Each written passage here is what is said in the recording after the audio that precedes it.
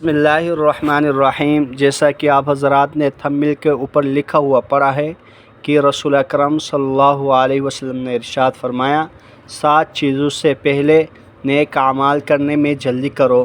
وہ 7 چیزیں کون سی ہیں؟ آئیے ذرا حدیث مبارکہ پڑھ لیتے ہیں۔ اللہ جل شانہ سے دعا ہے کہ ہم سب کو حدیث مبارکہ صحیح طرح پڑھنے کی، سمجھنے کی، اس پر عمل کرنے کی توفیق عطا فرمائیں۔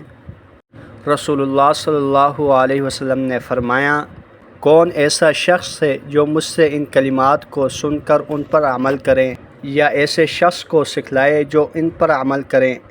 حضرت ابو ہریرہ رضی اللہ تعالیٰ عنہ کہتے ہیں، میں نے کہا، اللہ کے رسول، میں ایسا کروں گا۔ تو رسول اللہ صلی اللہ علیہ وسلم نے ان 5 باتوں کو گن کر بتلایا۔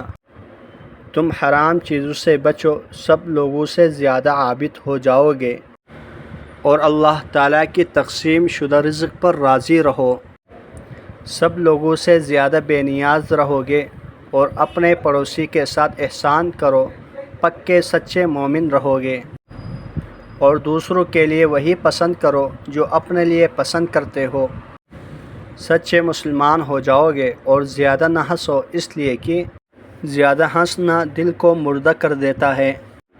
رسول اللہ صلی اللہ علیہ وسلم نے فرمایا، 7 چیزوں سے پہلے نیک اعمال کرنے میں جلدی کرو۔